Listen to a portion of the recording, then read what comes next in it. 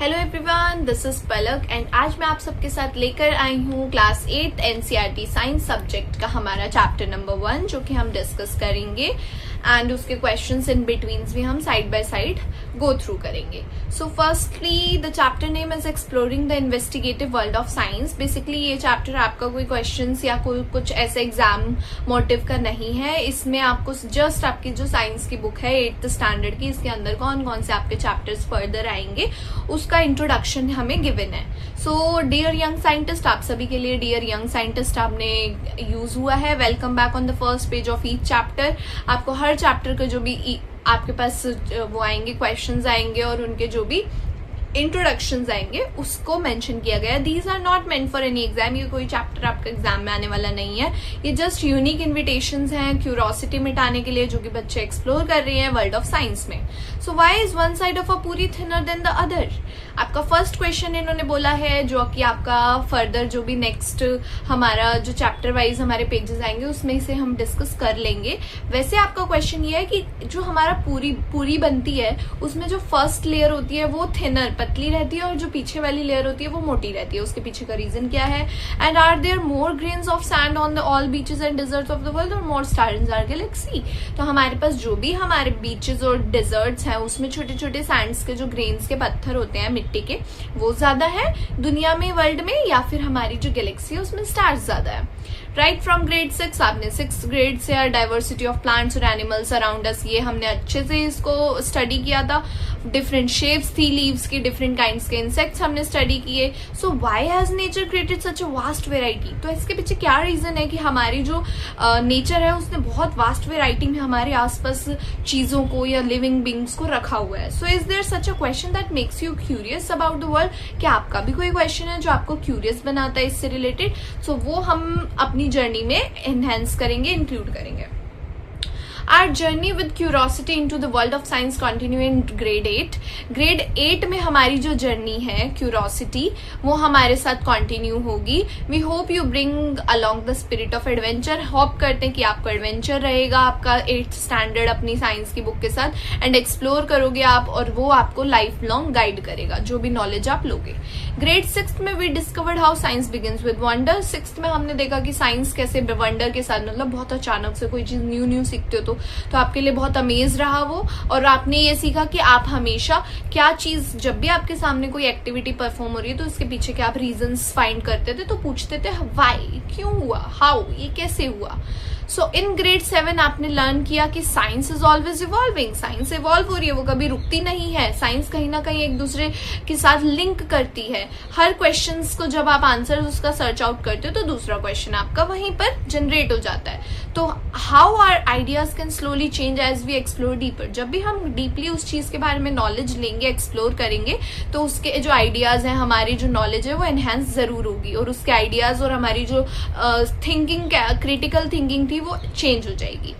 Now in grade 8 we take the next step. अब हमारे पास next step लेने का टाइम आ चुका है, entering the investigative world of science. अब आपको इन्वेस्टिगेशन करनी है। आप उस वर्ल्ड ऑफ साइंस में एंटर कर चुके हो जहां पर वंडर एंड इवोल्यूशन दोनों साथ साथ काम करेंगे and to form the heart of how science work. और आप सीखोगे कि साइंस एग्जैक्टली वर्क कैसे करती है।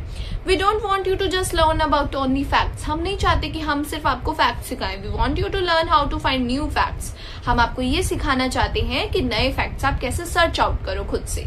सो इसका क्या बेस रहेगा? हमारा इन्वेस्टिगेशन, यानी आप खुद इन्वेस्टिगेट करो, आप खुद परफॉर्म करो एक्सपेरिमेंट्स और फिर उसके थ्रू आप फैक्ट्स को, न्यू फैक्ट्स तक रीच करोगे। So investigation in science means more than just looking at something. Investigation सिर्फ वो नहीं होती कि आपने किसी चीज को ऑब्जर्व किया और वहां जो आपको दिखा उसके रिलेटेड आपने उससे सिंपल क्वेश्चंस पूछे। No, now you can ask more focused question. आप उससे रिलेटेड कुछ ऐसे क्वेश्चंस लिंक करोगे फोकस्ड, जो उसके बहुत ज्यादा ब्रीफली हैं, and design ways to perhaps do simple experiment. और आप माइंड में खुद ही एक्सपेरिमेंट सोच लोगे कि अगर इसका क्वेश्चन का आंसर चाहिए तो मुझे ऐसे ऐसे करके एक्सपेरिमेंट करने पड़ेंगे, राइट?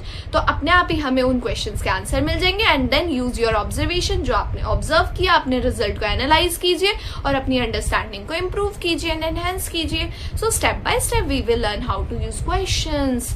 तो स्टेप बाय स्टेप हम देखेंगे कि कैसे हमें क्वेश्चंस को स्टार्टिंग पॉइंट से लेकर ऑब्जर्व करना है, केयरफुली एक्सपेरिमेंट करना है, थॉटफुली करके उसे एक्सप्लेन करके देखना है कि एग्जैक्टली मेरी नॉलेज कहाँ तक पहुंची या फिर मुझे क्या आज सीखने को मिला. In doing so each of you want just be learners but also investigator. आप सिर्फ लर्नर्स नहीं हो, now you are also an investigator भी हो आप, साथ में यंग साइंटिस्ट भी हो, एक्सप्लोर करने वाले हो रियल वर्ल्ड पजल्स को. हमारी लाइफ में जो रियल लाइफ में पजल्स हो रखी हैं जिसे अंडरस्टैंड करना थोड़ा ट्रिकी रहता है, वो आप अंडरस्टैंड करने वाले छोटे छोटे साइंटिस्ट हैं. So these may range from everyday life. अब जो साइंस है वो हमारी डेली लाइफ से रिलेटेड रहेगी. तो इन्होंने बताया कि like why does dough rise, कैसे आपका जो आटा गूंदा हुआ होता है वो एकदम से गूंद कर उठ जाता है, राइज हो जाता है. To the bigger mysteries of, छोटी से छोटी बड़ी से बड़ी अर्थ की जितनी भी मिस्ट्रीज हैं. And like beyond like is the world getting warmer, कैसे गर्मी आती है हमारे अर्थ पर, कैसे ठंडे आती हैं. सारे क्वेश्चंस के जवाब आपको इसके अपनी एनसीईआरटी के क्लास 8 के जितने भी सेकंड से फर्दर चैप्टर्स होंगे उसमें आपको पढ़ने को देखने को मिलेगा. As you turn each page of this book, जैसे ही आप हर पेज को टर्न करेंगे, we hope you notice the interesting design of our page numbers. हम आपको दिखाएंगे कि कैसे हमारे पेज नंबर के इंटरेस्टिंग डिजाइन शो आउट करते हैं. On the left hand pages, आप अपनी एनसीईआरटी बुक का लेफ्ट हैंड पेजेस देखिए, ठीक है. लेफ्ट हैंड के पेजेस जो है उसके बॉटम में you will find the image of a root. For example यहाँ नंबर 2 पेज पर हूं मैं और यहाँ मैं आपको शो कर रही हूँ, यहाँ पे रूट का डायग्राम बना हुआ है, राइट. तो यहाँ पर ये जो रूट का हमारा डायग्राम है वो क्या शो करता है, you will find the image of a root symbolizing the deep solid foundation of knowledge that keeps us connected to our environment, tradition and our culture and natural heritage. तो basically हमारी ये जो root है ये आपका क्या show कर रही है, ये शो कर रही है कि जैसे रूट डीपली जाती है वैसे अपनी नॉलेज को डीप रखो. आपके पेड़ को फाउंडेशन प्रोवाइड करती है, पकड़ के जकड़ के रखती है, नॉलेज को बिल्कुल कीप करके रखती है, वैसे ही कनेक्ट करती है वो जो हमारी रूट होती है. इवन आपका इन्वायरमेंट से रिलेटेड है, ये हमारे ट्रेडिशन से रिलेटेड है. क्यों? क्योंकि हम जब भी कोई ग्रोइंग क्रॉप्स ग्रो करने के बारे में सोचते हैं तो सबसे पहले हम मिट्टी को नमस्कार करते हैं. ये हमारे ट्रेडिशंस में है, कल्चर और नेचुरल हेरिटेज का हिस्सा है जो हमारे पास मिट्टी है और उसी से लिंक करती हमारी रूट्स होती हैं, जड़ें होती हैं. तो ये भी तो कहा जाता है कि हम कोई भी अगर ट्रेडिशन फॉलो करते तो ये हमारी रूट है, ये हमारी फैमिली की जड़ है, इसी के थ्रू ही हमारा जो फैमिली है वो चल रही है, कंटिन्यू कर रही है. On the right hand pages in the top corner you will find a kite soaring in the sky. आपने देखा होगा राइट हैंड वाले पेपर में, लाइक 3 पेज नंबर पे मैं आई हुई हूँ, आपके पास काइट बनी हुई है, राइट. अब ये काइट क्या शो करेगी बच्चों, आप जैसे ही देखोगे you will find a kite soaring in the sky में उड़ रही है. ये हमें रिमाइंड कराती है कि हमारी जो क्यूरियोसिटी है it makes take flight if we are to explore the unknown. तो ये हमें कहाँ लेकर जाती है बच्चों, ये हमें कुछ ऐसी जगह एक्सप्लोर कराती है जो आपको नहीं पता है, जो एक्सप्लोर करना आपका बाकी था, यानी अननोन थिंग्स हो गई. टुगेदर दीज 2 सिंबल्स ये हमारी क्यूरियोसिटी को मिटाने का, और हमें काइट जो होती है हमें ऐसे आसमान में लेकर जाती है जो हमें आसमान पता नहीं था कि एग्जैक्टली मैं कहाँ उड़ के जाऊंगी, बट हम किसी एक ऐसी डेस्टिनेशन पर पहुंच जाते हैं जहां पहुंचना बहुत जरूरी था और हमारी स्ट्रेंथ दिखती है उससे. जैसे काइट को आप उड़ाते चलते तो वो कितनी दूर चली जाती है लेकिन स्टिल उसकी जो स्ट्रेंथ है वो और दूर जाने की है. तो ऐसे ही हमें यहाँ पर सिंबलाइज किया कि अपनी नॉलेज को इतना दूर रखो और अपने रूट से भी जुड़े रहो. तो ये दोनों सिंबल्स आपके शो करेंगे, इससे इन बिटवीन क्वेश्चन आपका बन सकता है. So keep in mind. Nextly, so together these 2 symbols root and kite invite you to stay grounded रहो और real observation करो while allowing your ideas to soar towards new horizons. और याद रखो कि आपने हवा में भी उड़ना है लेकिन अपने रूट से जुड़कर. इन्वेस्टिगेशन साइंस के अंदर work best only when we balance the solid ground of careful observation with the freedom of creative thinking. अपने दिमाग को, अपनी सोच को, अपनी नॉलेज को हवा में उड़ा दो, यानी ज्यादा अच्छा सोचो, ज्यादा बड़ा सोचो, एंड अपने जो आपकी ऑब्जर्वेशन है वो केयरफुली करो ताकि आप बैलेंस बना रहे कि हाँ मैं ग्राउंडेड भी रहता हूँ और मेरी सोच जो है अपर लेवल पर भी रहती. So you will also notice some patterns in this lines at the bottom of the page. अब यहाँ पर ये पैटर्न्स बने हुए हैं as you see on the page number 2. आपको ये बॉटम में जो भी हिडन साइंटिफिक थॉट्स हैं ये आपके, and but don't worry they are mainly to make the page a little less boring. तो आप लोगों के लिए ये है कि थोड़ा कम आपको बोरिंग लगे, इसलिए इन्होंने यहाँ बनाया। इसका कोई एज सच कोई मोटिव या सिंबल ऐसा नहीं है।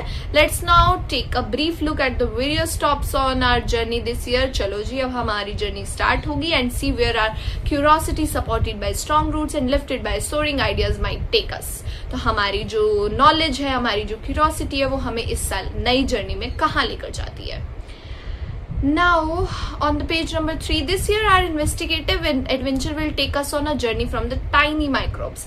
शुरुआत हमारी होगी छोटे छोटे माइक्रोब्स के बारे में स्टडी करेंगे, जो कि आपके नेकेड आई से विजिबल नहीं होते हैं, माइक्रोस्कोप्स की जरूरत पड़ती है। उसे हम फर्दर बहुत ज्यादा ब्रीफली इसको डिस्कस करेंगे जब ये चैप्टर हमारे पास आएगा। बट हाँ जी, तो ये हमारी जर्नी के स्टार्टिंग पॉइंट यही रहेगा, माइक्रोब्स के बारे में स्टडी करना। We can't see to planet wide challenges we can't ignore.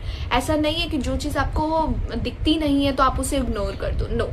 We will start by examining something as small as a single drop of water. ये एक छोटे छोटे साइज के ऐसे पार्टिकल्स या फिर ऐसे लिविंग बीइंग वो हो गए आपके पास जो हमें स्मॉल है बिल्कुल वाटर के सिंगल ड्रॉप तक, and uncover a hidden world of tiny organism. और इन ऑर्गेनिज्म कहाँ रह रहे हैं, क्या खा रहे हैं, हम उसको अनकवर कर देंगे, यानी उसकी नॉलेज को जान लेंगे। Unseen but deeply link to us, ये हमसे कहीं ना कहीं लिंक करते हैं।